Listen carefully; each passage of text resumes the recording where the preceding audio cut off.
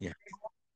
So insulin resistance cycle ର first step ହଉଛି କି ଆପଣ କଣ ପାଇଁ insulin resistance ହଉଛି ତାର actual cause କଣ ଏବଂ ତା ଉପରେ ଆମେ ଟିକେ discuss କରିବା friends. Because ଆପଣ ଦେଖିବେ insulin resistance done so many participants have done that right very good. So insulin resistance କଣ ପାଇଁ ହେଇଥାଏ ଏବଂ actual କାରଣ କଣ ଏବଂ କାହିଁକି ୟା ଉପରେ ଏଇଟା ଅପକମିଂ ପାଣ୍ଡେମିକ ହେବାକୁ ଯାଉଛି ଅପକମିଂ ପାଣ୍ଡେମିକ ହେବାକୁ ଯାଉଛି ଫ୍ରେଣ୍ଡସ୍ ମନେ ରଖନ୍ତୁ। ଆଉ ଏହା ଉପରେ ଆପଣ ଯଦି ଆଗରୁ ଜାଣିଦେବେ ୟାକୁ ପ୍ରିଭେଣ୍ଟ କରିଦେବେ ଆପଣଙ୍କୁ ବହୁତ ବହୁତ ସାରା ରୋଗରୁ ଆପଣଙ୍କୁ ଫ୍ରି ହେଇଯିବେ ରାଇଟ୍। ସୋ ଫାର୍ଷ୍ଟ ଜିନିଷ ଆପଣ ଦେଖିବେ ଷ୍ଟେପ୍ ୱାନ୍ ଯୋଉଟା ମୁଁ କହୁଛି ଆପଣଙ୍କୁ ଏଠି ୟୁ ଆର୍ ଟେକିଂ କାର୍ବୋହାଇଡ୍ରେଟ୍ ଆପଣ କାର୍ବୋହାଇଡ୍ରେଟ୍ ମାନେ କଣ particularly refined carbohydrate sugary food or red zone food ଯୋଉମାନଙ୍କର EGL ବହୁତ ହାଇ ଥାଏ ରାଇଟ୍। ତ ଏଇ ଫୁଡ ଯେତେବେଳେ ଖାଉଛନ୍ତି କଣ ହଉଛି ଯେହେତୁ ଆପଣଙ୍କ ବଡିକୁ ଏତେ ଦରକାର ନାହିଁ ଆପଣଙ୍କ ବଡିକୁ ଯେତିକି ଦରକାର 5 ଗ୍ରାମ 10 ଗ୍ରାମ ସେ ନିଜେ ପ୍ରଡ୍ୟୁସ କରିଦବ। ଆମ ବଡିରେ ମେସିନ୍ ଅଛି ସୁଗରର it is not essential to your body. Essentiality ମାନେ କଣ ଯୋଉଟା ଆପଣ ନିଜେ ପ୍ରଡ୍ୟୁସ କରିପାରିବେନି ଏବଂ ବାହାରୁ ଆପଣଙ୍କୁ ନେବାକୁ ପଡିବ ଯେମିତିକି ଫ୍ୟାଟ ହେଲା ଏସେନ୍ସିଆଲ ଫ୍ୟାଟି ଏସିଡ୍ ହେଲା ଓମେଗା 3 ଫ୍ୟାଟି ଏସିଡ୍ ହେଲା ଏସେନ୍ସିଆଲ ଏମିନୋ ଏସିଡ୍ ହେଲା ଯେମିତିକି ଏଇଟା ଏସେନ୍ସିଆଲ। କିନ୍ତୁ ଏମିତି ଗୋଟେ ଟପିକ ଆମ ବହିରେ ନାହିଁ ଯୋଉଟାକୁ ଏସେନ୍ସିଆଲ କାର୍ବୋହାଇଡ୍ରେଟ ବୋଲି କହିଥାଉ ଆମେ ବୁଝିପାରିଲେ। ତ ଏହା ଉପରେ ବହୁତ ଚର୍ଚ୍ଚା ହେଲା ଏବଂ ଲୋକ କହିଲେ କାର୍ବୋହାଇଡ୍ରେଟ ତାହେଲେ କାର୍ବୋହାଇଡ୍ରେଟ ଆମେ ଖାଉଛୁ କଣ ପାଇଁ 70%। ଏବେର ଯଦି ଆପଣ ଗାଇଡଲାଇନକୁ ଦେଖିବେ ଡାଏଟ୍ ପ୍ଲାନକୁ ଦେଖିବେ ସେଥିରେ ବି 70% କାର୍ବୋହାଇଡ୍ରେଟ ଖାଇବା ପାଇଁ କୁହାହଉଛି। ଆପଣ ଆଶ୍ଚର୍ଯ୍ୟ ହେଇଯିବେ ମାନେ 70 ଯେହେତୁ ଦରକାର ନାହିଁ ଗୋଟେ ଜିନିଷ ଆମ ବଡିକୁ and we are advising to take 70% carbohydrate at least ନିଅନ୍ତୁ ଆପଣ। ଭାତ ରୁଟି ମିନିମମ୍ 70% ଅଫ ଦ ପ୍ଲେଟ୍ ଖାଇବା ପାଇଁ କୁହାଯାଉଛି ଲୋକଙ୍କୁ। ଭାତ ବଦଲା ରୁଟି ଖାଇବା ପାଇଁ କୁହାଯାଉଛି। ତ ମୋର କହିବାର ମାନେ ଯୋଉଟା ଆମ ବଡିକୁ ଏତେ ଦରକାର ନାହିଁ if we eat much more of that ତ କଣ ହବ ଆପଣଙ୍କ blood glucose goes off right. ଆଉ ବ୍ଲଡ୍ ଗ୍ଲୁକୋଜ ଯେତେବେଳେ ବଢିବ ଯେହେତୁ ଆପଣଙ୍କ ରକ୍ତ ନଳୀରେ ବ୍ଲଡ୍ ଗ୍ଲୁକୋଜ ଯିବ ଏବଂ ତାକୁ ସେନ୍ସ କରିକି ଆପଣଙ୍କ ପାନକ୍ରିଆସ ଦ୍ୟାଟ୍ସ କଲ୍ ଅଗ୍ନାଶୟ ସେ କଣ କରିବ ଇନସୁଲିନ ପ୍ରଡକ୍ସନ ଷ୍ଟାର୍ଟ କରିବ। ଓକେ ଇନସୁଲିନ ପ୍ରଡକ୍ସନ ଷ୍ଟାର୍ଟ କରିବ ଆଉ ଇନସୁଲିନ ପାନକ୍ରିଆଜରୁ ବାହାରିବ ନେକ୍ସଟ ଷ୍ଟେପରେ ଆପଣ ତଥାପି କାର୍ବୋହାଇଡ୍ରେଟ ଫୁଡ ଖାଇ ଖାଇ ଚାଲିଛନ୍ତି ସୁଗରୀ ଫୁଡ ଖାଇ ଖାଇ ଚାଲିଛନ୍ତି ଯାହାର ଇଜିଏଲ ବେଶୀ ତାକୁ ଖାଇ ଖାଇ ଚାଲିଛନ୍ତି। ପ୍ରଥମେ ଆଜ୍ଞା ସୁଗର ବଢିବନି ମନେ ରଖନ୍ତୁ ଟାଇମ ଲାଗେ ସୁଗର ଆସିବା ପାଇଁ। ପ୍ରଥମେ କଣ ହବ କି ଇନସୁଲିନ ଆହୁରି ପ୍ରଡ୍ୟୁସ ହବ ଆପଣ ଯେତେ ସୁଗରୀ ଫୁଡ ଖାଇବେ ଇନ ରେସ୍ପନ୍ସ ଟୁ ଦ୍ୟାଟ ଆହୁରି ଇନସୁଲିନ ପ୍ରଡକ୍ସନ କରିବ ପାନକ୍ରିଆସ ପାନକ୍ରିଆସ ଉପରେ ପ୍ରେସର ପଡିଯାଏ। ଆପଣ କେମିତି ଜାଣିବେ ପାନକ୍ରିଆଜ ଉପରେ ପ୍ରେସର ପଡୁଛି ବୋଲିକିରି ଯଦି ସି ପେପ୍ଟାଇଡ ଲେଭେଲ ଚେକ୍ କରିବେ ମୋର ଦେନ୍ 4 ବାହାରିବ ସି ପେପ୍ଟାଇଡ ଲେଭେଲ ମୋର ଦେନ୍ 4 ବାହାରିବ ଏବଂ ପାନକ୍ରିଆସ କାନ୍ଦୁଛି ବୋଲି କୁହାଯାଏ ତାର ମିନିଂ ହେଲା କଣ ପାନକ୍ରିଆସ ଟା କାନ୍ଦୁଛି ମାନେ ଓଭରୱାର୍କ ପଡିଛି ଓଭରଲୋଡ ପଡିଛି ତାକୁ।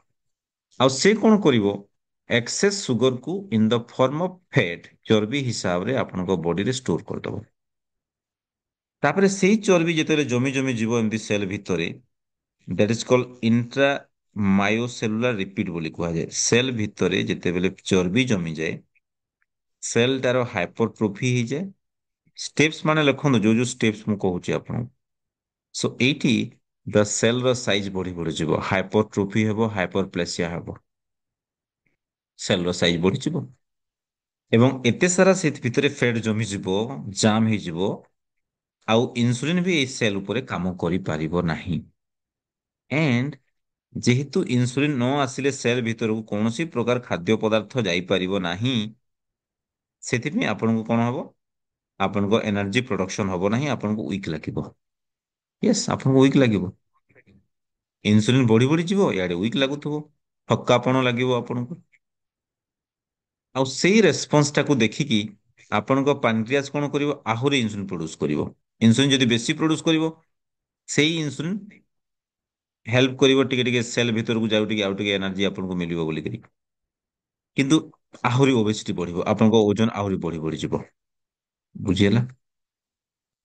ସୋ ଇନସୁଲିନ ରେଜିଷ୍ଟାନ୍ସ ଯୋଗୁଁ ଏବେ କଣ ହବ ଆପଣ କେମିତି ଜାଣିବେ ଆପଣ ଇନସୁଲିନ ରେଜିଷ୍ଟାନ୍ସ ବୋଲି ଦେଖିବେ ଆପଣଙ୍କ ଫାଷ୍ଟିଂ ଇନସୁଲିନ ଅପ୍ଟିମାଲ ଲେବୁଲ 1 to 5 ଯଦି 5 କ୍ରସ୍ କରେ ସରି 5.2 ଯଦି 6 କ୍ରସ୍ କଲାଣି ଇଫ୍ ଇଟ୍ ଇଜ ମୋର ଦେନ୍ 6 fasting insulin, that is called insulin resistance. ତ ଆପଣଙ୍କ ବଡି କଣ କରିବ, ମୋର ପ୍ରୋଡ୍ୟୁସ କରିବ ଏବଂ ଆପଣଙ୍କର ଡିଫରେଣ୍ଟ ପାର୍ଟସ ରେ ଇଞ୍ଜୁରି କରିବ। ଇଞ୍ଜୁରି ମାନେ କଣ? ବ୍ଲଡ ଭେସେଲ୍ସ କୁ ଟାଣୁଆ କରିଦବ ଆଉ ବ୍ଲଡ ଫ୍ଲୋ କୁ ଅବଷ୍ଟ୍ରକ୍ସନ କରିବ। ଆଉ ଯୋଉ ଯୋଉ ଜାଗାରେ ଆପଣଙ୍କର ଅବଷ୍ଟ୍ରକ୍ସନ ହବ ସେଇଠି ପ୍ରୋବ୍ଲେମ ହବ। ଅଧା ଲୋକ କହନ୍ତି ସାର୍ ମୋର ବ୍ୟାକ୍ ପେନ୍ ହଉଛି, ମୋର ମୁହଁରେ କଳା କଳା ଦାଗ ଆସୁଛି, ତା ମାନେ କଣ? ସେଠି ବେକ ସାଇଡରେ କଳା ଦାଗ, ତା ମାନେ କଣ? ସେଠି ବ୍ଲଡ ଫ୍ଲୋ ଅବଷ୍ଟ୍ରକ୍ଟ କଲାଣି ସେ ଜାଗାକୁ, ଆଥେରୋସ୍କ୍ଲେରୋସିସ୍ କଲାଣି ସେ ଜାଗାରେ। ବଡି ସିଗ୍ନାଲ ଦେଇଦିଏ, ହାର୍ଟ ଆଟାକ୍ ହେବାର ବହୁତ ଆଗରୁ ସିଗ୍ନାଲ ଦେଇଦିଏ, ପାରାଲିସିସ୍ ହେବାର ବହୁତ ଆଗରୁ ସିଗ୍ନାଲ ଦେଇଦିଏ। ଇନ୍ସୁଲିନ ରେଜିଷ୍ଟାନ୍ସ ସିଗ୍ନାଲ ବୋଲି କହିଥାଉ। ଆପଣ ଯୋଉ ଯୋଉ ସିମ୍ପଟମ ସାଇନ୍ ଭିତରେ ଆମେ ଯୋଉ ଡିସ୍କସ କରୁଥିଲେ, ସେଇ ସବୁ ହଉଛି ତାର sign and symptom. Toxins deposit ହେଇଗଲାଣି ଆପଣଙ୍କ ବଡି ଭିତରେ। ଆପଣ କୋଉ କୋଉ ସାଇନ୍ ପାଇବେ ତାପରେ? ଆପଣ କେମିତି ଜାଣିବେ ଇନ୍ସୁଲିନ ରେଜିଷ୍ଟାନ୍ସ? ମୁଁ ବାରମ୍ବାର କହିଛି ମୋର କ୍ଲାସରେ। Yes, I share some sign with you friends, okay? ଆପଣ ଦେଖିବେ ସେଇ ସେଇ ସବୁ ସାଇନ୍ସ ପାଇବେ। ଯେମିତି କି yeah just type in the chat box ଯୋଉମାନେ ଜାଣିଛନ୍ତି। ଏଇ ସାଇକେଲ ଆଉ ଟିକେ ଡ୍ର କରିଦିଅ, ତାପରେ ମୁଁ କହିବି। ଆପଣଙ୍କ ଇନଫ୍ଲାମେସନ ପ୍ରମୋଟ ହେଇଯିବ। ଇନଫ୍ଲାମେସନ ଆପଣଙ୍କ ବଡି ଭିତରେ ନିଆଁ ଜ୍ବଲିବ, ଡିଫରେଣ୍ଟ ପାର୍ଟସ ରେ ଆପଣଙ୍କର ନିଆଁ ଜ୍ବଲିବ। ମାନେ ନିଆଁ ଜ୍ବଲିବ ମାନେ ଅଗ୍ନି ଜ୍ବଲିବନି, ବଟ୍ ଲାଇକ୍ ଦ୍ୟାଟ୍।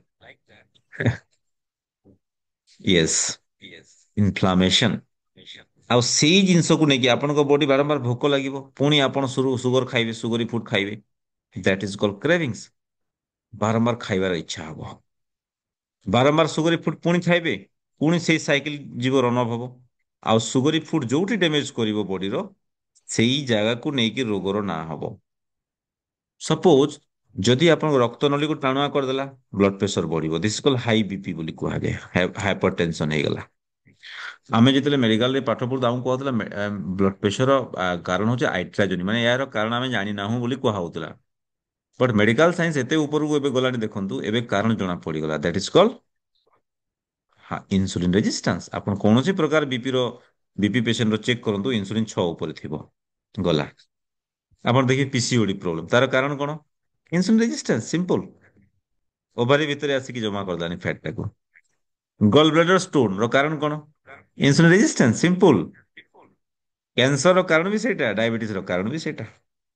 ତ ସିମ୍ପଲ, ମୁଁ ଆପଣଙ୍କୁ ଆଉ ଗୋଟେ ଏକ୍ଜାମ୍ପଲ ଦେଇକି ବୁଝଉଛି କାହିଁକି ଏ ଉପରେ ଏତେ କାମ କରାହଉଛି ଏବେ ଫ୍ରେଣ୍ଡସ୍। ୟେସ୍, ମୁଁ ଜଷ୍ଟ ଆପଣଙ୍କୁ ସେୟାର ଅନଦର ଥିଙ୍ଗ, ଆଜି ଯୋଉଟା ଡାଉନଲୋଡ କରିଥିଲି ଆପଣଙ୍କୁ ଦେଖେଇବା ପାଇଁ, କି କାହିଁକି ଏ ଉପରେ ଆମେ ଏଠି ଚର୍ଚ୍ଚା କରିବାକୁ ଯାଉଛେ ଆଜି। That's very very important. ଆଜି ଆମେ ଇନ୍ସୁଲିନ ରେଜିଷ୍ଟାନ୍ସ ଉପରେ ଟକ୍ କରୁଛେ। ଏଇ ସବୁ ସିମ୍ପଟମ୍ସ ଆପଣ ପାଇବେ। ଦେଖନ୍ତୁ ଯୋଉ ସିମ୍ପଟମ୍ସ କେତେଟା ଆପଣଙ୍କୁ ପଠେଇଛି ଏବେ, ସିମ୍ପଟମ୍ସ ଅଫ ଇନ୍ସୁଲିନ ରେଜିଷ୍ଟାନ୍ସ, ଆପଣ ୟାକୁ ଯଦି ବୁଝିଗଲେ ନା, ବହୁତ କିଛି ସମାଧାନ ମିଳିଯିବ ଆପଣଙ୍କୁ ଫ୍ରେଣ୍ଡସ୍। କେମିତି ମିଳିବ ମୁଁ କହିଦଉଛି, ଦେଖନ୍ତୁ। ଯଦି ଇନ୍ସୁଲିନ ରେଜିଷ୍ଟାନ୍ସ ଷ୍ଟାର୍ଟ ହେଇଯିବ, ଦେଖନ୍ତୁ ପ୍ରଥମ ସିମ୍ପଟମ ଫ୍ରିକ୍ୱେଣ୍ଟ ୟୁରିନେସନ ଏଟ୍ ନାଇଟ୍, ରାତିରେ ବାରମ୍ବାର ପରିସ୍ରା ହେବା। କାହିଁକି? ଆପଣଙ୍କ ଯୋଉ ପ୍ରୋଷ୍ଟେଟ୍ ଅଛି, ବ୍ଲେଡର ଅଛି ନା, ବ୍ଲେଡର ଟା କମ୍ପ୍ଲିଟଲି ଖାଲି ହେଇପାରିବ ନାହିଁ। ତ ଯେହେତୁ ବ୍ଲେଡର ଖାଲି ହବନି, ସମଟାଇମ ପ୍ରୋଷ୍ଟେଟ ପ୍ରୋବ୍ଲେମ ଇନ ଦ ମିଲ୍, ଆଉ ବ୍ଲେଡର ଟା ହାର୍ଡ ହେଇଯିବ। ତ ଯୋଉଟା ଠିକ ସେ ସଂକୁଚନ କରୁଥିଲା ଏବଂ ସେଥିରୁ ବାହାରୁଥିଲା ଆପଣଙ୍କର ଟକ୍ସିନ୍ସ ଟା ସବୁ, ୟୁରିନ ଟା ବାହାରୁଥିଲା, ସେ ବାହାର କରିପାରିବନି। ଆପଣଙ୍କ ଯୋଉ ୟୁରିନାରୀ ପରିସ୍ରା ଥଳୀ ଅଛି ନା, ତାକୁ ସେ ହାର୍ଡ କରିଦବ। ଆପଣ ଦେଖିବେ ଯେତେବେଳେ ଅଲଟ୍ରାସାଉଣ୍ଡ କରିବେ, ଥିକେଣ୍ଟ ୟୁରିନାରୀ ବ୍ଲାଡର ଆସିବ। ଆଉ may be in case of male it is called BPH, benign prostate hypertrophy ଆସିବ, ହାଇପରପ୍ଲାସିଆ ଆସିବ, ପ୍ରୋଷ୍ଟେଟ୍ ସାଇଜ ବଢିଯିବ। ପ୍ରଥମ ସାଇନ୍ ଗଲା ଏଇଟା, ଯୋଉଟା ଆପଣ ଦେଖୁଛନ୍ତି। ଆପଣ ଲେଖି ରଖନ୍ତୁ, କେତେଟା ସାଇନ୍ ବିଷୟରେ ବତେଇବି। ନ୍ୟାଚୁରାଲ ସଲ୍ୟୁସନ କଣ କଥା ହବେ? ଫ୍ରିକ୍ୱେଣ୍ଟ ହଙ୍ଗର, ବାରମ୍ବାର ଭୋକ ଲାଗିବ, ଅଲରେଡି କହିସାରିଲେଣି, ବାରମ୍ବାର ଖାଇବା ପାଇଁ ଇଚ୍ଛା ହବ ଆପଣଙ୍କୁ। Need to nap after eating, ଖାଇସାରୁ ସାରୁ ଆପଣଙ୍କୁ ଶୋଇବାର ଇଚ୍ଛା ହବ। ନଟ୍ ସାଟିସ୍ଫାଏଡ୍ ଆଫ୍ଟର ଇଟିଂ, କାହିଁକି? ଆପଣ ଏତେ ସାରା ସୁଗରୀ ଫୁଡ ଖାଇଲା ପରେ ବି ଆପଣଙ୍କୁ ଏନର୍ଜି ମିଳିବନି ସେଥିରୁ, କାରଣ ଏତେ ଏନର୍ଜି ନାହିଁ ସେଥିରେ। ଆଉ ଆପଣଙ୍କ ବଡି ସୁଗରକୁ ୟୁଜ ବି କରିପାରୁନାହିଁ। ସୋ ଆପଣଙ୍କୁ you not satisfied on that food. Cravings for carbohydrate, ଆପଣ ସୁଗର, ଚକୋଲେଟ, ଆଇସ୍କ୍ରିମ ଦେଖୁ ଦେଖୁ ଆହୁରି ଖାଇବି ହଉଥିବେ। ଯେତେ ଖାଇଲେ ପେଟ ପୁରୁ ନଥିବ। ଦ୍ୟାଟ୍ ଇଜ କଲ୍ଡ କ୍ରେଭିଂସ୍, ବାରମ୍ବାର ଖାଇବାର ଇଚ୍ଛା ହଉଥିବ। ଆପଣଙ୍କୁ ଫେଟିକ୍ ଲାଗୁଥିବ ବେଳେ ବେଳେ, କିଛି କାମ କରିବା ଇଚ୍ଛା ହବନି, ଆଣ୍ଡ ଶୋଇବା ପାଇଁ ଇଚ୍ଛା, ଅଳସୁଆ ଲାଗୁଥିବ। କାହିଁ ଅଳସୁଆ ଲାଗେ ଏଥିପାଇଁ ବିକଜ ଆପଣଙ୍କ ବଡି ର ଡିଫରେଣ୍ଟ ସେଲ୍ସ କୁ ଏନର୍ଜି ମିଳିପାରେ ନାହିଁ। ଇନ୍ସୁଲିନ ରେଜିଷ୍ଟାନ୍ସ ମାନେ ବଡି ବିଷାକ୍ତ ହେଇଗଲାଣି। ବ୍ରେନ କୁ ବ୍ଲଡ ଫ୍ଲୋ ହେଇପାରୁନାହିଁ। ବେଲି ଫ୍ୟାଟ ମାନେ ଆପଣଙ୍କର ପେଟରେ ଚର୍ବି ବଢିବା ଷ୍ଟାର୍ଟ ହେଇଗଲାଣି। You are looking like false pregnant lady. Okay ଏବେ ମ୍ୟାକ୍ସିମମ୍ ମେଲ ମାନଙ୍କର ଆପଣ ଦେଖିବେ ହାଇ ଆବନର୍ମାଲ କୋଲେଷ୍ଟ୍ରୋଲ ବଢିବ ଆପଣଙ୍କର, ଟ୍ରାଇଗ୍ଲିସାଇଡ୍ ବଢିବ ଆପଣଙ୍କର। ଦେନ୍ ଧୀରେ ଧୀରେ ବ୍ଲଡ ପ୍ରେସର ବଢିବ ଆପଣଙ୍କର। ବୁଝିହେଲା? ତାପରେ ସେଇ ଯୋଉ ଦେଖନ୍ତୁ ଏଇ ଫ୍ୟାଟ ଟା ଯୋଉଠି ଯାଇକି ଜମା ହବ ସେଇଠି ରୋଗ ହବ। ଫ୍ୟାଟି ଲିଭର ହବ ଦେଖନ୍ତୁ ତାପରେ। ଯଦି ସେ ଫ୍ୟାଟ ଟା ଯାଇକି ଆପଣଙ୍କର ଓଭାରିରେ ଜମା ହେଇଗଲା ତାହେଲେ PCOD problem in case of ladies, menstrual disturbance ହବ। ଆଉ ମେଲ ମାନଙ୍କ କ୍ଷେତ୍ରରେ ଲୋ ଟେଷ୍ଟୋଷ୍ଟିରନ୍ ହବ, ଟେଷ୍ଟୋଷ୍ଟିରନ୍ ହରମୋନ କମିଯିବ। ଡାର୍କ ସ୍କିନ୍ ଫୋଲ ଅଲରେଡି ମୁଁ କହିସାରିଲିଣି ଆପଣଙ୍କୁ। ଆପଣଙ୍କ କଲର ଚେଞ୍ଜ ହେଇଯିବ। ସିଷ୍ଟ ହେଇଯିବ, ସିଷ୍ଟ ମାନେ ଆପଣ ଦେଖି ୟୁଟେରାଇନ ସିଷ୍ଟ, ୟୁଟ୍ରସ ଭିତରେ ସିଷ୍ଟ ହେଇଗଲା, ଓଭାରି ଭିତରେ ସିଷ୍ଟ ହେଇଗଲା। ତାର କାରଣ ସେମ୍। ସ୍କିନ୍ ଟ୍ୟାକ୍ସ ଅଲରେଡି କହିସାରିଛି। ହାଇ ବ୍ଲଡ ଗ୍ଲୁକୋଜ ତାପରେ ପାନକ୍ରିଆସ ଭିତରେ ଯେତେବେଳେ ଫ୍ୟାଟ ଜମିଯିବ that is called intrapancreatic fat, that is high blood glucose ବଢିବ ଆପଣଙ୍କର। ୟେସ୍ ଆପଣଙ୍କ ଇନସୁଲିନ ବଢିବ। ଇନସୁଲିନ କାମ କରୁନି ଆହୁରି ପାନକ୍ରିଆସ ଇନସୁଲିନ ପ୍ରଡକ୍ସନ କରୁଛି, ଇନସୁଲିନ ବଢି ବଢି ଚାଲିବ। ଇନଫ୍ଲାମେସନ କହିସାରିଛି ଅଲରେଡି। ସ୍ଲିପ ଏପନିଆ ରାତିରେ ଘୁଙ୍ଗୁଡି ମାରିବେ, ସ୍ନୋରିଂ ହବ। ଆଉ ଠିକ ସେ ଶୋଇପାରୁନଥିବେ, ବାରମ୍ବାର ଉଠି ପଡୁଥିବେ ଆପଣ। ଆପଣଙ୍କ ମେଟାବଲିଜମ କମିଯିବ, ଡାଇଜେସନ ମେଟାବଲିଜମ କମିଯିବ, ଆପଣ ଯାହା ଖାଇଲେ ବି ଠିକ ସେ ହଜମ ହଉନଥିବ, ଗ୍ୟାସ୍ ହଉଥିବ ବାରମ୍ବାର। ମେମୋରି ପ୍ରୋବ୍ଲେମ, ବହୁତ ସାରା ଜିନିଷ ଭୁଲି ଯାଉଥିବେ ଆପଣ। ଆଣ୍ଡ ବ୍ରେନ୍ ଫକ୍ ମିନ୍ସ କନଫ୍ୟୁଜ ରହୁଥିବେ ସବୁବେଳେ, କିଛି ଗୋଟେ ଭଲ ଡିସିସନ ନେଇ ପାରୁନଥିବେ ଆପଣ। ଇରିଟେବୁଲ ଲାଗୁଥିବ, ଆଉ ଇରିଟେଟ ଲାଗୁଥିବ, କିଛି କାମ କରିବାକୁ ଇଚ୍ଛା ହଉନଥିବ। ଆଣ୍ଡ ଏବେ ଦେଖିବେ ବହୁତ ପିଲାମାନେ ଯୋଉ ଇରିଟେଟ ହୁଅନ୍ତି ଆଣ୍ଡ କିଛି ପାଠ ପଢିବାକୁ ଇଚ୍ଛା ହବନି, କିଛି କରିବା ପାଇଁ ଇଚ୍ଛା ହବନି, ଖାଲି ରିଲ୍ସ ରିଲ୍ସ ରିଲ୍ସ ହେଁ। So this kind of problems. ବେଳେବେଳେ ଡିପ୍ରେସନକୁ ଚାଲିଯାଆନ୍ତି ସେମାନେ because of this sugary food. Loss of muscle mass, ଆପଣଙ୍କ ଧୀରେ ଧୀରେ କଣ ହବ ତାପରେ ମସଲ ମାସ୍ କମିବ, ଫେଟ୍ ମାସ୍ ବଢିବ, ମସଲ ମାସ୍ କମିବ। ଆପଣ ପ୍ରୋଟିନ ନଉନାହାନ୍ତି, ଆପଣ ହେଲ୍ଦି ଫ୍ୟାଟ୍ସ ନଉନାହାନ୍ତି, ଆପଣ କାର୍ବୋହାଇଡ୍ରେଟ ଏଡିକସନ ହେଇଗଲେଣି। ମଦ ଏଡିକସନ ଠୁ ବି ବଡ ଏଡିକସନ ଏଇଟା। ଏକିନି ହେଇଯିବ, ବ୍ରଣ ବାହାରିବ, ଛୋଟ ପିଲାଙ୍କୁ ଆପଣ ଦେଖିବେ ବ୍ରଣ ବାହାରୁଥିବ। Body can not absorb nutrients. ଆମର ବଡି ନ୍ୟୁଟ୍ରିସନକୁ ଏବଜର୍ଭ କରିବ ହିଁ ନାହିଁ ଆଉ। ଇଣ୍ଟେଷ୍ଟାଇନ ର ନର୍ଭକୁ ଖରାପ କରିଦବ। Prediabetes, these are the basic things friends. ତ ମୋର କହିବାର ମାନେ ହଉଛି ଏଇ ସବୁ ସିମଟମ୍ସ ଆସିବ ଆପଣଙ୍କର। ଆଉ ଏଥିପାଇଁ ହିଁ କହୁଛି ଆମର ଯୋଉ ଡାଏଟ ଟା ଅଛି, ଏଇ ଯୋଉ ଆଚ୍ଛା ଏଇ ସିମଟମ୍ସ ଆପଣ ମାନଙ୍କର ବି ଥିଲା। ବଟ୍ ଏବେ ପ୍ରାୟ କମିଗଲାଣି, yes or no? Just type in the chat box. କୋଉ ମାନଙ୍କର ଏଇ ସବୁ ସିମଟମ୍ ଥିଲା ବଟ୍ ନାଓ ବହୁତ ମାତ୍ରାରେ କମିଗଲାଣି।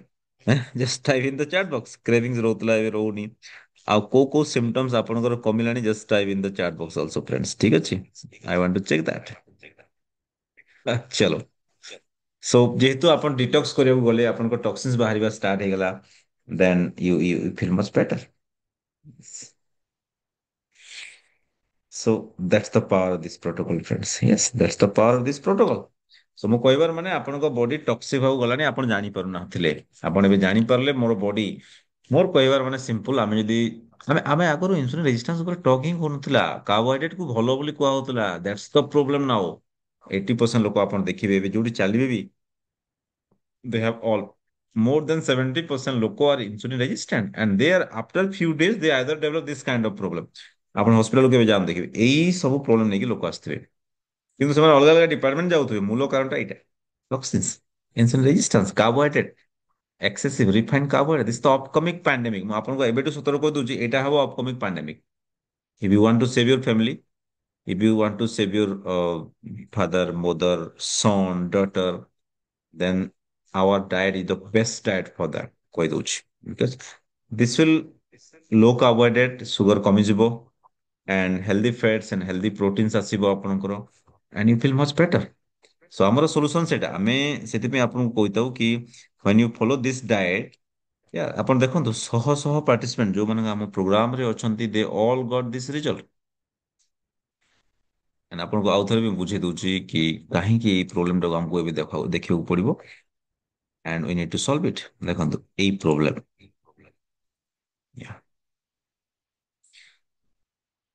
ଆମେ ଓନ୍ଲି ସୁଗର କୁ ବେଶୀ डायबिटीज ହେଇଗଲା ଆମେ ସୁଗର କୁ ଫୋକସ କରୁ, ଓनली टिप ऑफ द आइसबर्ग କୁ ଦେଖୁଛୁ, କିନ୍ତୁ ଦ ରୁଟ୍ କଜ୍ କୁ ଆମେ ଯାଉନୁ। ଦ୍ୟାଟ୍ସ ଆମେ କେବେ ରିଭର୍ସ କରିପାରୁନୁ, ଏବଂ ସେଥିପାଇଁ ଡାଇବେଟିସ୍ କୁ ନନ୍ ରିଭର୍ସିବୁଲ କୁହାହଉଥିଲା। ପିସିଓଡି ହେଇଗଲା ମାନେ ଲାଇଫ ଟାଇମ ରହିବ ବୋଲି କୁହାହଉଥିଲା, ବିପି ହେଇଗଲା ମାନେ ଲାଇଫ ଟାଇମ ହେବ ବୋଲି କୁହାହଉଥିଲା। ଆମେ ରୁଟ୍ କଜ୍ କୁ ଯାଉନଥିଲେ କାରଣ ଏଇ ଇନ୍ସୁଲିନ ରେଜିଷ୍ଟାନ୍ସ କୁ ଆମେ ଦେଖୁନଥିଲେ କେହି। ଆମେ ଏବେ ଦେଖିବା ଷ୍ଟାର୍ଟ କଲେ ଯୋଉଥିପାଇଁ କି ଇନ୍ସୁଲିନ ରେଜିଷ୍ଟାନ୍ସ ଯୋଗୁଁ ଏଇ ସବୁ ପ୍ରୋବ୍ଲେମ, ଓବେସିଟି କୁହନ୍ତୁ ଯାହା ଯାହା ଆପଣ ଦେଖୁଛନ୍ତି। ତ ୟାକୁ ଯଦି ଆମେ ଠିକ କରିଦବା, ଆପଣଙ୍କର ଅଲ୍ ଦିସ୍ ପ୍ରୋବ୍ଲେମ ସଲ୍ଭ ହେଇଯିବ। Thyroid problem, auto immune disease, fatty liver, all this thing. So just stop the processed food, sugary food, carbohydrate, and you got all benefits. Yes. ଆପଣ ଦେଖନ୍ତୁ, no cravings sir, no cravings now। ଏବେ ଆପଣ ଏଇ mood କୁ ଆପଣଙ୍କ body ପଳେଇ ଆସିଲାଣି। ଆପଣ କୋଉଠି ଦୁଇ ଦିନ ଗଲେ ବି ଆପଣଙ୍କୁ ବେଶୀ ଆଡୁ ସାଡୁ ଖାଇବା ପାଇଁ ଇଚ୍ଛା ହିଁ ହବ ନାହିଁ। Okay, yeah, no cravings at all। And your mental clarity also changed। Yes or no? mental clarity, clarity ବଢିବ ଆପଣଙ୍କର, ଆପଣଙ୍କ ଥିଙ୍କିଂ କ୍ୟାପାସିଟି ବଢିବ, ଆପଣଙ୍କର ଦେଖିବେ yeah I reverse blood pressure ବି ରିଭର୍ସ ହେଇଯିବ। And you always feel full, ଆପଣଙ୍କ body ଫୁଲ ଫୁଲ ଲାଗିବ, ମତେ ଆଉ କିଛି ଇଆଡୁ ସିଆଡୁ ଖାଇବା ଇଚ୍ଛା ହବନି, ଫୁଲ ଲାଗିବ ଅଲୱେଜ। ଆଣ୍ଡ ଯେତେବେଳେ ବି ଭୋକ ଲାଗିବ, ମସ୍ତ ଭୋକ ଲାଗିବ, ନ୍ୟୁଟ୍ରିଏଣ୍ଟ ରିଚ୍ ଫୁଡ ଖାଇବେ। ଇଭନ୍ ଗୋଟେ ମିଲ୍ ଖାଇଦେଲେ ବି ଆପଣଙ୍କ, ବିକଜ ୟୁର ମିଲ୍ କଣ୍ଟେଣ୍ଟ, ଆମ ଡାଏଟ ଯେମିତି your meal contain around all proteins, all healthy fats, so you feel much better।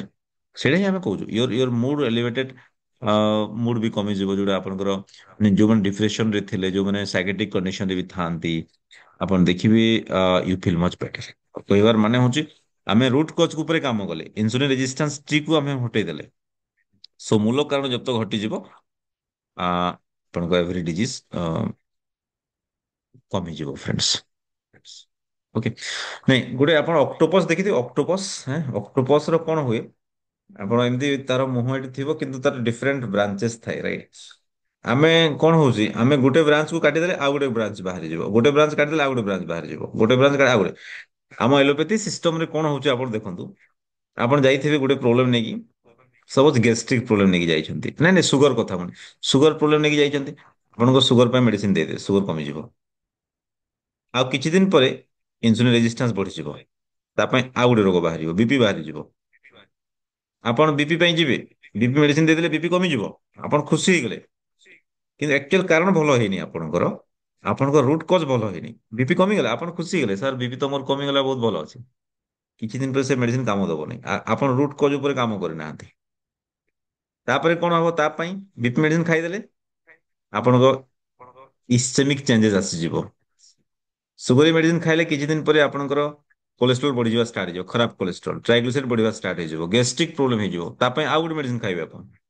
ଆଉ ଗ୍ୟାଷ୍ଟ୍ରିକ ମେଡିସିନ ଖାଇବାର କିଛି ଦିନ ପରେ କଣ ହବ, ଆପଣଙ୍କର ଭିଟାମିନ୍ ବି12 କମିଯିବ, ଆପଣଙ୍କର କୋଲେଷ୍ଟ୍ରୋଲ ବଢିଯିବ, ଖରାପ କୋଲେଷ୍ଟ୍ରୋଲ, ତା ପାଇଁ କୋଲେଷ୍ଟ୍ରୋଲ ମେଡିସିନ ଖାଇବେ।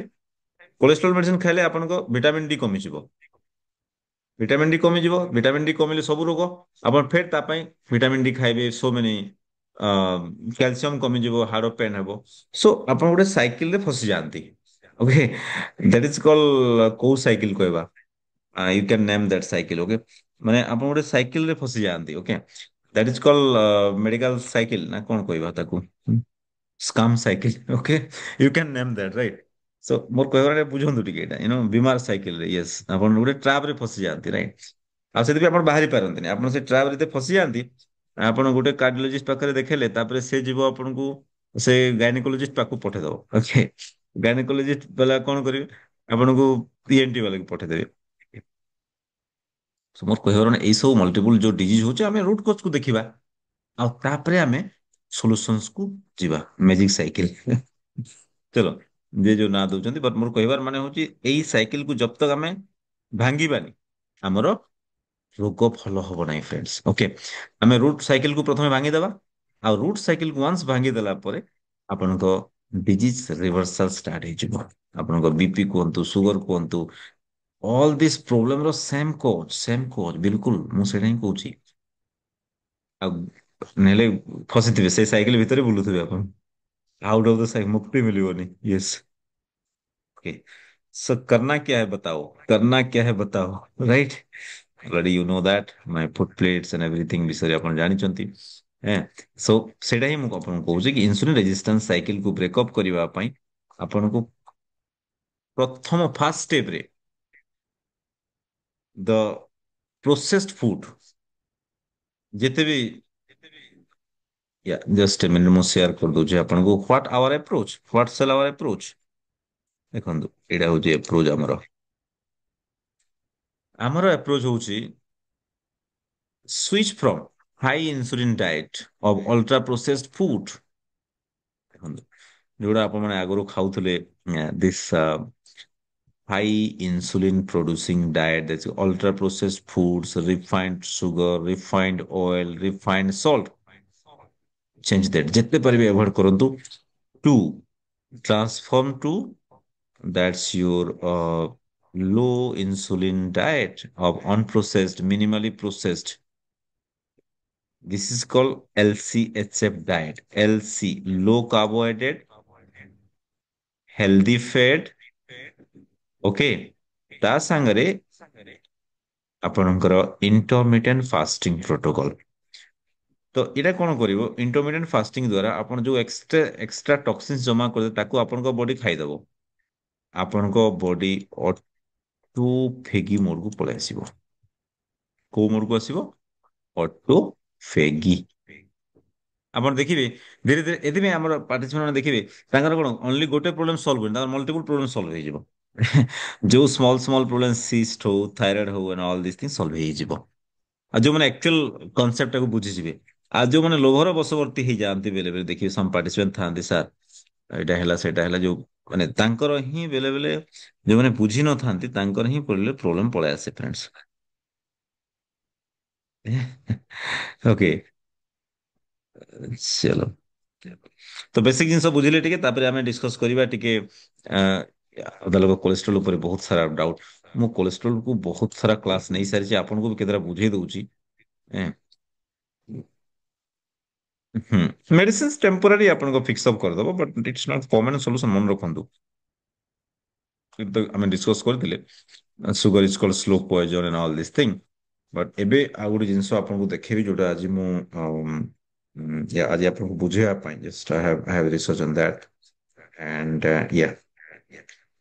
ବହୁତ ଲୋକ ଯେତେବେଳେ ଫ୍ୟାଟ ଖାଆନ୍ତି ହେଲ୍ଦି ଫ୍ୟାଟ୍ସ ସେମାନେ କୋଲେଷ୍ଟ୍ରଲ କୁ ଡରି ଯାଆନ୍ତି।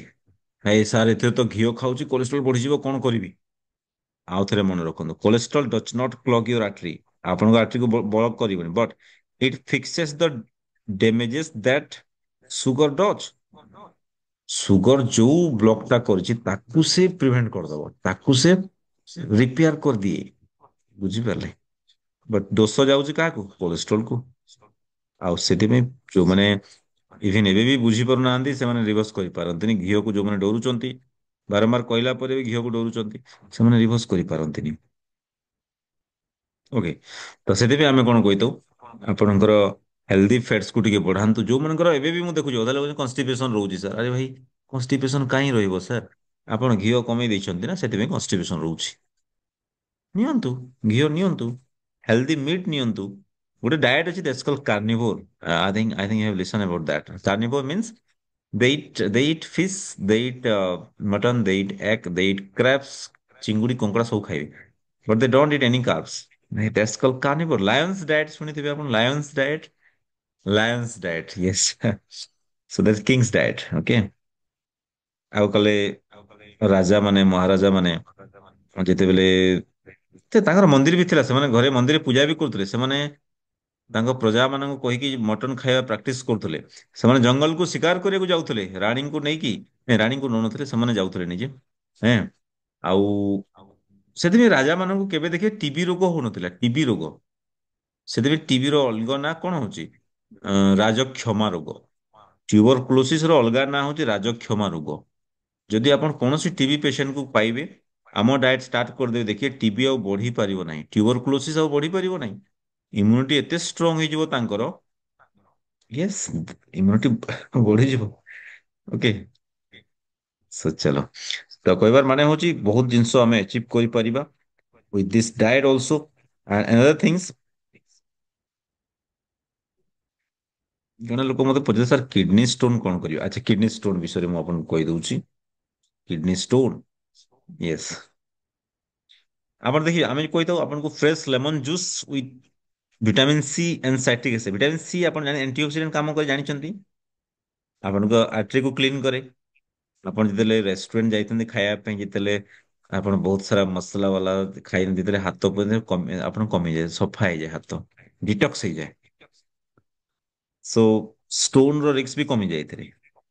ହଁ ରାଜକ୍ଷମା, ଆମର ଟିବି କୁ ରାଜକ୍ଷମା କୁହାଯାଏ। ତ ଯୋଉମାନେ ମଟନ ଖାଆନ୍ତି ତାଙ୍କୁ ଟିବି ବି ହବ ନାହିଁ। ହଁ କିଡନୀ ଷ୍ଟୋନ ବାଲେ ଟିକେ ଲେଖି ଦିଅନ୍ତୁ ଯୋଉଟା ପଠେଇଛି ଆପଣଙ୍କୁ।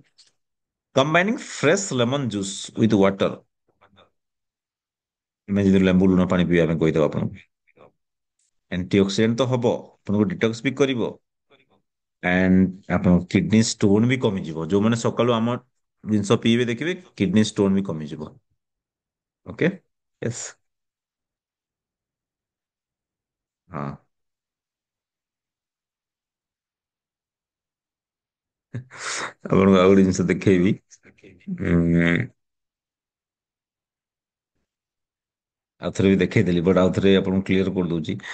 ଡୁ the opposite of what the government recommends to you. Okay, do the opposite of what the government doctors recommend to you.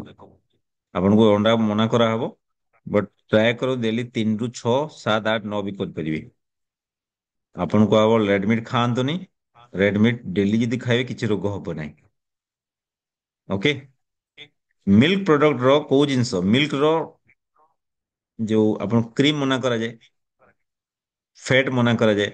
ଯଦି ଆପଣ ସେଇ ଜିନିଷ ଯଦି ଖାଇବେ, yes, you got all the vitamins A D E K, ସର, କ୍ଷୀରର ସର କୁହାଯାଏ ତାକୁ।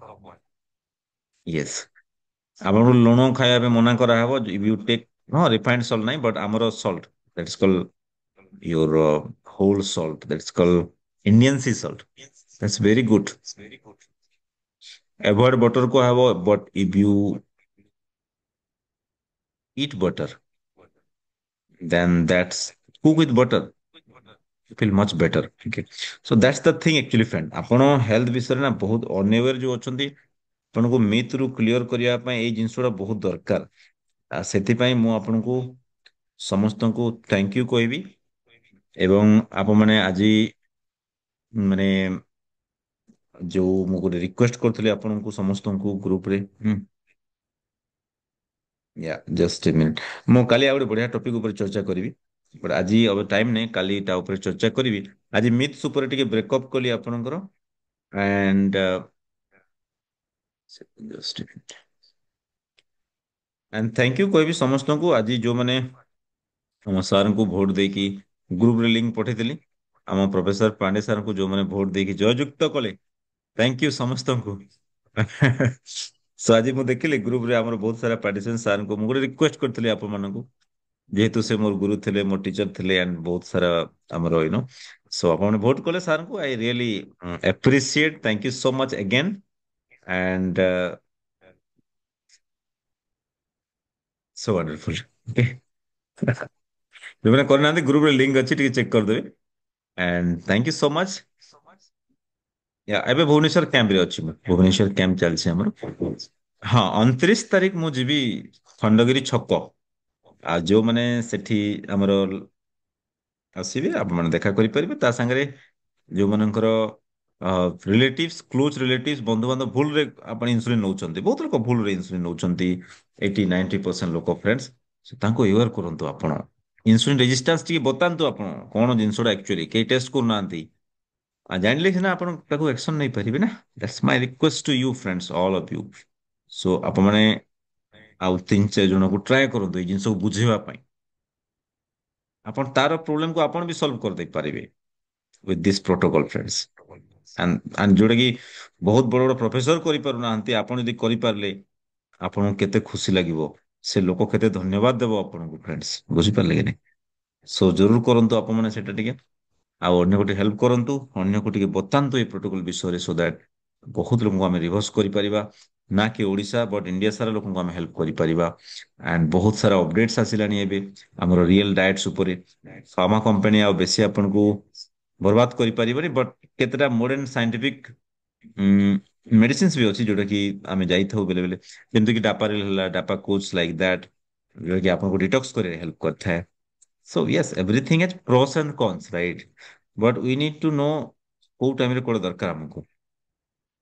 ଠିକ ଅଛି sir. So thank you so much. Any other doubts? So just put in the chat box for 10 minutes. I'll take care of the doubts. Okay. Just put in the chat box. Okay. Good night, ଯୋଉମାନେ ଯୋଉମାନଙ୍କ ହେଇଗଲା ଆଉ ନୂଆ knowledge ନାହିଁ ଆଜି ଶୋଇପଡ଼ନ୍ତୁ। Can I talk after the meeting? Meeting ପରେ ଆଉ ଗୋଟେ ମିଟିଂ ଅଛି ମୋର with my team। ଆମେ କାଲି କଥା ହେବା ନବୀନ ସାର୍। କାଲି ସକାଳୁ ମୁଁ ଫ୍ରି ଥିବି 7ଟା ପରେ। ଠିକ ଅଛି। 7ଟା ପରେ କଲ୍ କରନ୍ତୁ। ସକାଳେ yes. Manmath sir fasting 109 150 doctor trust confusing. Doctor Morepen is much better okay ସେଥିପାଇଁ ଆମେ ଡକ୍ଟର ମୋରପେନ୍ କୁ ବେଶୀ ଦେଇଥାଉ ଆମେ but better if you can compare with the venous blood ଆପଣ କନଫର୍ମ ହେଇଯିବେ ସାର୍ ଠିକ ଅଛି। ଆପଣ ଭେନ୍ ରୁ ବ୍ଲଡ୍ ନେଇକି ଆପଣ ଚେକ୍ କରିଦେବେ ହୁଇଚ୍ ଇଜ ମୋର ବେଟର ଆପଣ ତାକୁ ଟ୍ରଷ୍ଟ କରିବେ। ମାର ବାନ୍ତି ହଉଛି ମୋଷ୍ଟଲି ବାନ୍ତିର କାରଣ ଦେଖିବେ ଲୋ ସୋଡିୟମ ସୋଡିୟମ କମ ଯୋଗୁଁ ବାନ୍ତି ହେଇଥାଏ ଲୁଣ କମ ଯୋଗୁଁ ଆଣ୍ଡ ଯଦି ଜ୍ୱର ଫର କଣ ଥିବ ମତେ ଜଣେଇବେ ବଟ୍ ଟିକେ lemon salt water Morton salt is very good foot bath ଟିକେ ଷ୍ଟାର୍ଟ କରନ୍ତୁ ଆଣ୍ଡ କମିଯିବ ବାନ୍ତି ଠିକ ଅଛି ଲେମନ ସଲ୍ଟ ଟିକେ ତାଙ୍କୁ ଚାଟିବାକୁ ଦିଅନ୍ତୁ। ୟୁରିନ ଗଲା ବେଳେ ଯାଉ ଜଲୁଛି ୟୁରିନ ଆରଇଏମଇ ଗୋଟେ ଟେଷ୍ଟ ଅଛି urine REME or sometimes we do culture also REME test ଆପଣ କରିଦିଅନ୍ତୁ ପ୍ରଦ୍ୟୁମ୍ନ ଆଣ୍ଡ କଲା ପରେ ମତେ ରିପୋର୍ଟ ଟିକେ ପଠେଇଦେବେ। ରାଇଟ୍ ଲେଗ ପେନ୍ ହଉଛି କଣ କରିବି foot bath is best option with magnesium salt ଦିଅନ୍ତୁ ଯୋଉଟା ଆମେ ବତେଇଥିଲୁ ଆପଣଙ୍କୁ। ଆପଣ ଟାୟାର୍ଡ ଯାଉନାହାନ୍ତି ଚାଲିଛି ଆମର ପ୍ରୋଟୋକଲ ଟାୟାର୍ଡ ହେଲେ ଗୋଟେ ଆମର ଡାଏଟ ପ୍ରୋଟୋକଲ ଆପଣ ଟାୟାର୍ଡ ହେବେନି କେବେ ବୁଝିଲେ କି ନା ଆପଣ 18 ଘଣ୍ଟା ବି କାମ କରି ଟାୟାର୍ଡ ଲାଗିବନି। ଓକେ ସୋ ହଁ ଯଦି ସୁଗରୀ ଫୁଡ ଖାଇବେ ଆପଣଙ୍କୁ ଟାୟାର୍ଡ ଲାଗିବ ବୁଝିପାରିଲେ ସୁଗରୀ ଫୁଡ ଖାଇଲେ ମାନେ ଆପଣଙ୍କ ବଡି ତ ଇନଫ୍ଲାମଡ ହେଇଯିବ। But if you eat healthy fats, healthy proteins, healthy eggs, egg foods, ଆପଣଙ୍କୁ ୱିକ୍ ଲାଗିବନି। ଆପଣ ଯଦି ସେଇ ଯୋଉ ଆଜି ଗୁରୁବାର ଖାଇବେନି ଆଜି ସୋମବାର ଖାଇବେନି ଆଜି କାର୍ତ୍ତିକ ଏ କାର୍ତ୍ତିକ ବାଲେଙ୍କର ସବୁ ସୁଗର ବଢିଛି ଆପଣ ଦେଖି ଯେତେ କାର୍ତ୍ତିକ ଥିଲେ କାର୍ତ୍ତିକ ମାସରେ ସବୁ ଭେଜ ତାଙ୍କର ହିଁ ବଢିଛି ବାକି ପ୍ରାୟ ଲୋକଙ୍କର ନର୍ମାଲ ଆସିଯାଇଛି। ଚଲୋ very good 1.5 month reduced 12 kg Tushar बाबू thank you so much Tushar बहुत बढ़िया result 1 month 1.5 month 12 kg weight loss wonderful result Tushar Babu. Yes, Himanshu sir, you can talk. ଯାହାର କିଛି ପର୍ସନାଲ କିଛି ଡାଉଟ୍ ଥିବ they want to talk with me, call me tomorrow. Okay. Yes. To 7 a.m. Okay. ମୋର ରିସର୍ଚ୍ଚର time ହେଉଛି 5 a.m. to 6 7 a.m. After that ମୋର morning walking ଥାଏ walking ଟାଇମରେ ମୁଁ ଟିକେ କଥା ହେଇପାରେ ପାର୍ଟିସିପେଣ୍ଟଙ୍କ ସାଙ୍ଗେ ୱାକିଂ ଟକିଂ ଅଲସୋ ବହୁତ ଚଲୋ ହଁ ବାକି ବେଶୀ କିଛି ପ୍ରୋବ୍ଲେମ୍ ହ୍ୱାଟ୍ସଅପ୍ କରିଦେବେ କିମ୍ବା ମତେ ମିସ୍ କଲ୍ କରିଦେବେ ସୋ ଦ୍ୟାଟ୍ ମୁଁ ଆପଣଙ୍କୁ ହେଲ୍ପ କରିପାରିବି। I love my all 1 year participant, my camp participant okay so I love all the participant ବାସ୍ ଆପଣ ଟିକେ ସପୋର୍ଟ କରିବେ ଆପଣ ଟିକେ ଫଲୋ କରିବେ ଆପଣ ଯଦି କିଛି ଫଲୋ ନ କରିବେ କିଛି ଭିଡିଓ ଦେଖିବେନି କାର୍ତ୍ତିକରେ ମୁଁ ଫସିଗଲି ହରେକୃଷ୍ଣ ଦାସ ୟେସ୍ ସୋ କାର୍ତ୍ତିକରେ ବହୁତ ଲୋକ ଫସିଛନ୍ତି ଏଇ ମିଥ୍ ଯୋଗୁ ସୋ ଆମେ ଆଉ ଗୋଟେ ଦୀକ୍ଷା ପ୍ଲାନ କରୁଛୁ କାର୍ତ୍ତିକ ଅଲଗା ଦୀକ୍ଷା କରିବୁ ଯେମିତି କାର୍ତ୍ତିକ ଦୀକ୍ଷା ଆପଣ ନେଇଛନ୍ତି ଗୋଟେ ଜୟଗୁରୁ ଦୀକ୍ଷା ଓମ୍ ଶାନ୍ତି ଦୀକ୍ଷା ଅଛି ଆମେ ଗୋଟେ ନୂଆ ଦୀକ୍ଷାର ପ୍ଲାନ କରୁଛୁ ଆଁ ଆପଣ ଯଦି ଚାହିଁବେ ନେଇପାରିବେ ଏଁ ଚଲୋ ଫାଷ୍ଟିଂ 115 PP 1 ସବୁ ନର୍ମାଲ ହେଇଯିବ କିଛି ବଢିବାର ଚାନ୍ସ ନାହିଁ if you follow the protocol ନା କିଛି ଆସିବନି ରୋଗ କାହିଁ ଟଚ୍ କରିବ ଆପଣଙ୍କୁ ଏତେ ବଢିଆ ଶରୀର ଆପଣ ରଖିଛନ୍ତି ଭଗବାନ ଏତେ ଷ୍ଟ୍ରଙ୍ଗ ବଡି ଆମ ରୋଗ ଟଚ୍ କରିବନି ଆପଣଙ୍କୁ ବୁଝିପାରିଲେ ବଟ୍ ଆପଣ ଜାଣି ଶୁଣିକି ଖରାପ ଖାଦ୍ୟ ଯଦି ପୁରେଇବେ ଜଙ୍କ ଫୁଡ ପୁରେଇବେ ଆପଣ ଦୋଷୀ ହେବେନି ଯେତେବେଳେ କୌଣସି ଖାଦ୍ୟ ଖାଉଛନ୍ତି ଆପଣ ପ୍ରଥମେ ଦେଖନ୍ତୁ ଏଇ ଖାଦ୍ୟ ଯୋଉ ଯିବ ଆକ୍ଚୁଆଲି ମନର ଲୋଭରେ ଖାଉଛି ନା ମୋ ଶରୀରକୁ ରକ୍ଷା କରିବା ପାଇଁ ଖାଉଛି ଦୁଇଟା ଜିନିଷ ଭାବିବେ ଯୋଉ ଲୋକମାନେ ଦେଖିବେ ମନର ଲୋଭରେ ଖାଉଥିବେ ଜିଭରୁ ଗଲା ପରେ ଆଉ ଟେଷ୍ଟ ରହିବନି ଏତିକି ଯେ ଟେଷ୍ଟ ଲାଗିବ ତାପରେ ଭିତରୁ ଗଲାବେଳେ ଆପଣଙ୍କୁ ଡ୍ୟାମେଜ କରିବ ଯେମିତି ଆଜି ଜଣେ ସାର୍ ଆସିଥିଲେ କହିଲେ ସାର୍ ତାଙ୍କ ବିଟା ସେଲ୍ ଠିକ ଥିଲା ଆଗରୁ ଏବେ ଟିକେ କମିଗଲା ମୁଁ କହିଲି କଣ କମିଲା କଣ ଖାଇଲ ନାଇଁ ସାର୍ ମିଠା ପିଠା ଏଇ ଯୋଉ ଦିୱାଲି ଫିୱାଲି ସବୁ ଆସିଲା ମିଠା ଖାଇଦେଲି ତ ପ୍ରବଳ କାହିଁ ଖାଉଥିଲ ନାଇଁ ଖାଇଦେଲି ସାର୍ ସମସ୍ତେ ଖାଉଛନ୍ତି ଖାଇଲି ଆଉ ବୁଝିଲେ? ତ ଏମିତି ଯଦି ମିଷ୍ଟେକ୍ କଲେ କଣ ହୁଏ, ବେଳେ ବେଳେ ଆପଣଙ୍କ ପାନକ୍ରିଆସ କଥା ଭାବନ୍ତୁ, ସେ କେତେ କଷ୍ଟ କରୁଛି ଆପଣମାନଙ୍କ ପାଇଁ। ଆପଣଙ୍କୁ ଇନ୍ସୁଲିନ ପ୍ରଡକ୍ସନ କରୁଛି, ଦଉଛି, ତାଙ୍କୁ ଆପଣ ଡ୍ୟାମେଜ କରିଦଉଛନ୍ତି। ହଁ, ମୁଁ ତ ଗୁରୁବାର ସାର୍ ଆଜି ଅରୁଆ ଭାତ ଖାଇଲି। ହୁଁ। ଆରେ ଗୁରୁବାର ଅରୁଆ ଭାତ ଖାଇଲି, ଅରୁଆ ଭାତ 90% ସୁଗର, ଜାଣ ନା ସେଟା। ସେଟା ଫେର ଡ୍ୟାମେଜ କରିବ କି ନାହିଁ? ସେଇଟା ଆପଣ ଜାଣନ୍ତୁ। ହେଲ୍ଦି ରୁହନ୍ତୁ ଆଜ୍ଞା, ହେଲ୍ଦି ରହିଲେ ତୁମକୁ ବହୁତ ଲୋକ ମିଳିବେ, ରାଇଟ? ମାଧବାନନ୍ଦ ଦୀକ୍ଷା, ଲିଙ୍ଗରାଜ ନାୟକ। ଓକେ। ମାଧବାନନ୍ଦ ଦୀକ୍ଷା ଗୋଟେ କରିବା, ସ୍ପେଶିଆଲ ଦୀକ୍ଷା। କଣ ନିରଞ୍ଜନ ସାର୍ କଣ କହୁଛନ୍ତି? ସ୍ପେଶିଆଲ ଦୀକ୍ଷା ଗୋଟେ କରିବା। ହଁ। Show that's A good thing. କାରଣ ଲୋକଙ୍କୁ ଇମୋସନାଲି ଆପଣ ଜବ ତକ କନେକ୍ଟ ହେବେନି, ହବ ନାହିଁ। ଏମାନେ ଇମୋସନାଲି ବ୍ଲାକମେଲ କରାହେଇଛି ଆଙ୍କୁ। ଇମୋସନାଲି ବ୍ଲାକମେଲ ମାନେ କଣ କହିଲେ? ଏମାନଙ୍କୁ ଯୋଉ ବାବା, ଏଇ ଯୋଉ ଆପଣଙ୍କର ୟୁନୋ ଦେ ଇମୋସନାଲି ବ୍ଲାକମେଲ କରୁଛନ୍ତି ଆଙ୍କୁ। ଆଉ ତାଙ୍କ ମୁଣ୍ଡରେ ଏମିତି ଜିନିଷ ପୁରେଇ ଦେଇଛନ୍ତି, ସଫ୍ଟୱେର ରଙ୍ଗ ସଫ୍ଟୱେର, କ୍ରାକ୍ ସଫ୍ଟୱେର ଇନଷ୍ଟଲ କରିଦେଇଛନ୍ତି ସେମାନେ। ଆଉ ସେ କ୍ରାକ୍ ସଫ୍ଟୱେର ପାଇଁ ଆମେ କଣ କରୁ, ତାକୁ ଡିଟକ୍ସ କରିଥାଉ। ଆପଣ ଦେଖିବେ ଯେତେବେଳେ ଗୋଟେ କମ୍ପ୍ୟୁଟରରେ ସଫ୍ଟୱେର ଚେଞ୍ଜ ହବନି, ଯେମିତି ସଫ୍ଟୱେର ଥିବ, ମୁଁ ଯଦି ପ୍ରିଣ୍ଟ ମାରିବି ହାର୍ଡୱେରରେ ସେମିତି ବାହାରିବ ପ୍ରିଣ୍ଟରରେ। ଏଇଟା ଯଦି ପ୍ରିଣ୍ଟ କଲି ଏ ପେଜ୍ କୁ, ମୁଁ ଯଦି ଏଡିଟ୍ କରିଦେଇକି ରଖିଦେବି, ତାହେଲେ ସେମିତିଆ ବାହାରିବ। So it's like that.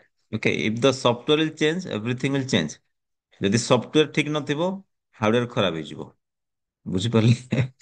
Show ସଫ୍ଟୱେରକୁ ଠିକ ରଖନ୍ତୁ, ଆଣ୍ଡ ଆପଣଙ୍କ ହାର୍ଡୱେର ବହୁତ ବଢିଆ ହେଇକି ଆସିବ। You feel much better. Thinking ଠିକ ଆସିବ, ରାଗିବେନି ଆଉ। ଓକେ, ଆପଣଙ୍କର ଷ୍ଟେବୁଲ ମୁଡ ରହିବ। ଆଜି ଖଣ୍ଡଗିରିରୁ ଯାଇକି ଦୁଇଟା ମାର୍ତନ ସଲ୍ ଆଣିଲେ, ଭେରି ଗୁଡ। ଆଣିପାରିବେ, ସେଠି ସବୁ ଅଛି ଆମ ପ୍ରଡକ୍ଟ, ଯୋଉମାନେ ଚାହିଁବେ ଆଣିପାରିବେ। ଖଣ୍ଡଗିରି ଛକରେ ବି ଅଛି। ସେଠି ରଖିଦଉଛୁ ଆମର ଯୋଉ ଡିଫରେଣ୍ଟ କେତେଟା ସପ୍ଲିମେଣ୍ଟ, ଯୋଉଟା ଆକ୍ଚୁଆଲ ଦରକାର ପଡେ ମଣିଷକୁ ବେଳେ ବେଳେ, because of that you know so you can take that. Okay. କାଲି ଆଉ ଗୋଟେ ବଢିଆ ଟପିକ ଉପରେ ଚର୍ଚ୍ଚା କରିବି। ଆଜି କହୁନି ତାର ନାଁଟା, ମୁଁ ରିସର୍ଚ୍ଚ ଅଧା କରିଛି, ଆଉ ଟିକେ କଲା ପରେ ଆପଣଙ୍କୁ କାଲି ଜଣେଇବି, ଠିକ ଅଛି? So don't miss that also. Thank you. Good night. And please ଗ୍ରୁପରେ ସେୟାର କରନ୍ତୁ। ଗ୍ରୁପରେ ଟିକେ ଆକ୍ଟିଭ ରୁହନ୍ତୁ ଆଜ୍ଞା। ବହୁତ ଲୋକ ସେୟାର କରୁଛନ୍ତି, ବହୁତ ଲୋକ ଇନଆକ୍ଟିଭ ରହୁଛନ୍ତି। ଯୋଉମାନେ ଆକ୍ଟିଭ ରହୁଛନ୍ତି, ବଢିଆ ରେଜଲ୍ଟ ମିଳିବ, ଦେଖିବେ, ନୋ ଡାଉଟ୍ ଅଫ ଦ୍ୟାଟ୍। ଠିକ ଅଛି, good night, bye. Thank you so much. ଚଲୋ, ଆଟଲିଷ୍ଟ ଭଲ ନ୍ୟୁଜ ଟିକେ ସ୍ପ୍ରେଡ କରନ୍ତୁ ଅନ୍ୟମାନଙ୍କୁ। ଆପଣଙ୍କ ସକ୍ସେସ ଷ୍ଟୋରି ଟିକେ ସେୟାର କରନ୍ତୁ, ରାଇଟ? ଚଲୋ, ବାଏ।